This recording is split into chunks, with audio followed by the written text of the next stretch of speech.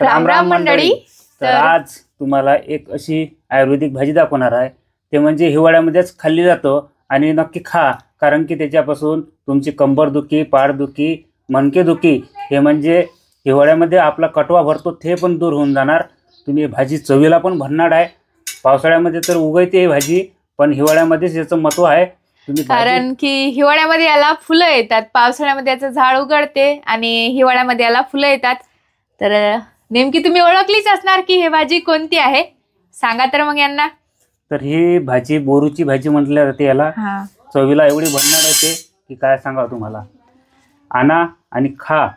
तर तुम्ही लवकर आणा मग। याच्यापासून अनेक असे फायदे आहे। कारण की हिवाळ्यामध्ये जर ती भाजी उगत असेल तर ते गरम आहे आणि हिवाळ्यामध्ये गरम खाणे हे आपल्या शरीरासाठी उत्तम आहे। कारण की हिवाळ्यामध्ये खूप थंडी पडते आणि आपल्या शरीराला गरम ठेवणे हे आपले कर्तव्य बनतेच। कारण की हिवाळ्यामध्ये सांधेदुखी, कंबरदुखी, पूर्ण शरीरच अकडल्यावानी होते।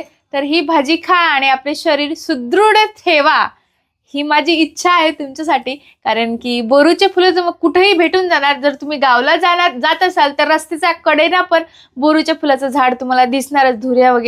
धुऱ्याने राहतात ते झाडं। तर आता तर कुठेही पण बोरूचे फुलं तुम्हाला दिसणार। पिवळं फुल दिसलं म्हणजे बोरूचं फुल आहे हे समजून घ्या। तुम्हाला हे दाखवणारच कसं झाड आहे म्हणून। तर चला मित्रांनो, तर तुम्हाला आता मस्त शेतामध्ये जातो किंवा रोडनं जातो, पण बोरूचे फुलं आज आणतो आणि भाजी बनवतो। खूप दिवस झाले खाल्ली नाही आणि दरवर्षी एकदा तरी ही भाजी खातो आम्ही। माझ्या आवडती भाजी आहे बोरूच्या फुलाची। जबरदस्त होते, अंड्याच्या भुर्जीवाणी याची चव लागते आणि आपल्या शरीरासाठी ही उत्तम आहे। आणि याच्यामध्ये औषधी गुणधर्म हे भरपूर प्रमाणामध्ये आहे, तर खायला काही हरकत नाही आहे। तर आणा मग, चला। तर मित्रांनो, फायनली आपल्याला बोरूचे फुलं दिसलेले आहे। तर 20-30 किलोमीटर फिरलो आपण। हे बघा, हेच आहे बोरूचे झाडाचे फुलं। तर आपल्या इकडे पहिले निघत होते, पण आता फवाऱ्याच्यानं नाही निघत आहे। तर खूप दूर आलो, त्यानंतर मिळाले आपल्याला मस्त फुलाची भाजी करायची आता। तर हे बोरूचं झाड पाहून घ्या जवळून। बघा, हे झाड आहे बोरूचं आणि हे सुद्धा बूड बघून घ्या, अशा टाईपवर आहे तो। आणि हे जे आहे हे म्हणजे पकल्याने याच्यातनी बिया झालेल्या आहे आणि हे फुलं आहे। हे फुलं घ्यायचे आपल्याला आणि कवड्या कळ्या घ्यायच्या आहे। बघा, हे आहे ना, हे कवड्या कळ्या घ्यायचे आहे। तर आता तोडून घेतो। तर मित्रांनो, हे बघा, एवढे आपल्याला फुलं मिळाले। कमीत कमीत पावभर असेल आणि दोघांची भाजी मस्तपैकी होणार आहेत नी। आणा आणि खा। हे बघा, एवढे मिळाले। तर चला मग आता जाऊया, भाजी करूया मस्तपैकी। मुक्ता, हे बघ काय आणलं मी। शेतामध्ये चालली होती बोरूचे फुलं। होणार ना दोघांची भाजी? कुठे सापडले? हो, त्या जागेवरून आणले। 30 किलोमीटर फिरलो। तर हे बघा, बोरूचे फुलं फायनली मला भेटलेले आहेत। तर या घाटचेच बोरूचे फुलं आहेत। बरेच राहतात ते, पण आमच्या इकडे सहसा हे झाड दिसले नाहीत मला।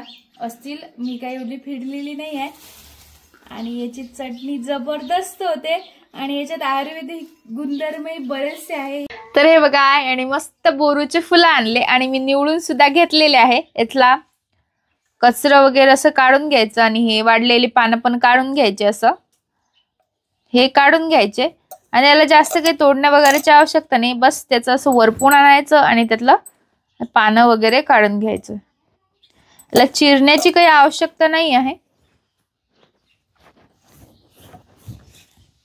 हे बघा, बोरूची फुलं बघून घ्या आणि याला व्यवस्थित साफ करायचे आणि मस्त धुवून घ्यायचे आणि मस्त त्याची कशी भाजी करते हे बघून घ्या। चवीला पण भन्नाट होते।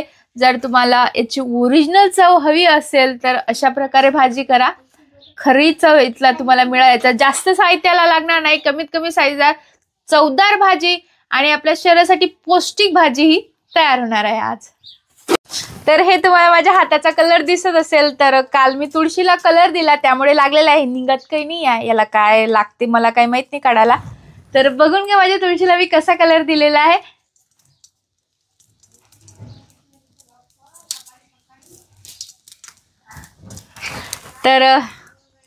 तर तुम्हाला कसा वाटला माझ्या तुळशीचा कलर तर मला सांगा. आणि आता आपली कढई तापलेली आहे, त्याच्यामध्ये मी तेल टाकून देते.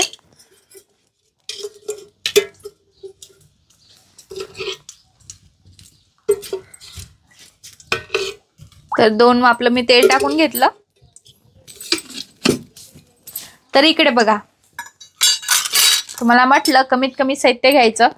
तर एक कांदा कापून घेतला आणि 5-6 हिरवी मिरची कापून घेतली. हे लाल पण आहे, हिरवी पण आहे, पिवळी पण आहे. आणि सवार घेतलेला आहे थोडासा.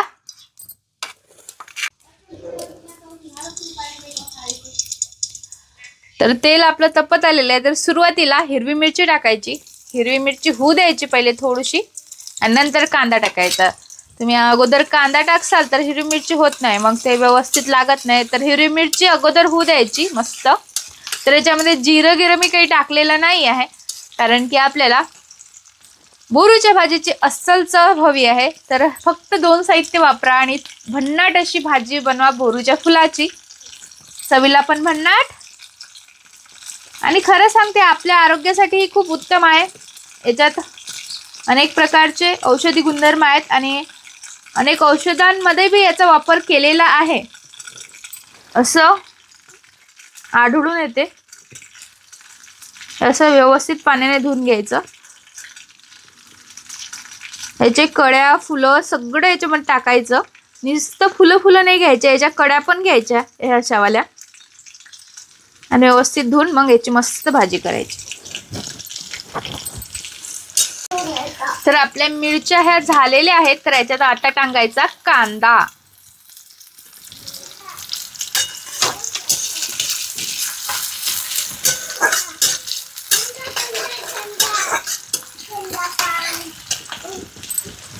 मस्त कलर मिरची दिसत आहे आपली.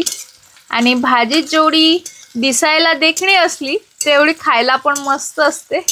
अगोदरच आपल्या तोंडाला चव सुटून जाते. मग व्यवस्थित लालसर झाला आहे तर याच्यात हळद, धने पावडर आणि चवीप्रमाणे मीठ टाकून घेतली.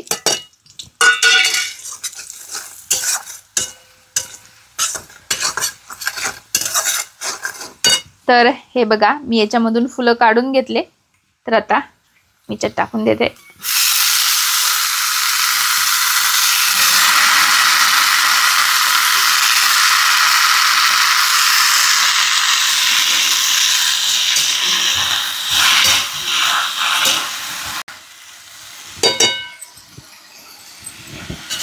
तर अशीच याला 5-10 मिनिटं होऊ द्यायचं मस्त. तर आपली भाजी मग मस्त तयार होऊन जाणार शिजून.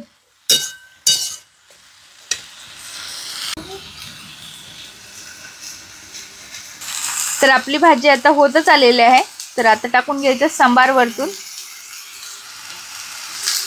आणि आणखी थोडीशी फिरून घ्यायची आणि होऊ द्यायचे. आणखी 5 मिनिटं होऊ द्यायची याला. हे बघा मस्त आपली सुक्की बोरूच्या फुलाची भाजी तयार होत आहे आणि चवीला पण मस्त होते. हा तुम्ही खाल्लीच असणार आणि अशा प्रकारे बनवा, खाऊन बघा. ही पण जबरदस्त होते. यावं भाजी शिजून तयार झालेली आहे आपली. तुम्हाला खूप वेळची भूक लागली आहे मला माहित आहे आणि आपल्याला शेतात पण जावं लागते. लय भूक लागली आहे. मस्त जेवण तू करता रे बाळा. ये मग बस इथं. काय तो चप्पल ले का. तर हिवाळ्याची चुलीवरती स्वयंपाक करण्याची मजा वेगळीच आहे आणि तिथेच मस्त गरमागरम जेवण करायचं. बघा तर कशी झाली म्हणून. बोलाय का इथं बस इथं. बाळा चप्पल तिकडे काढायला लागत होती. ते वावरात जायला लागतं म्हणून पहिलेच घालून घेतली. तर जेवण करा. आणि कशी झाली आपल्या मंडळींना कळवा. लई दिवसाची भाजी खात आहे. हा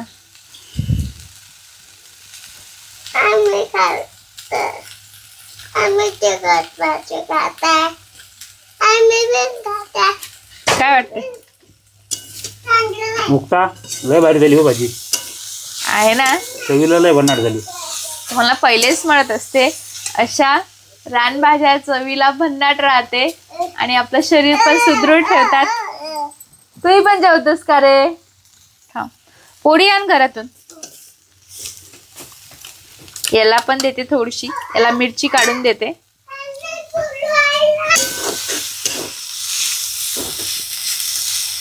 तर मित्रांनो, भाजी एवढी जबरदस्त होते चवीला, एकदा तरी खा.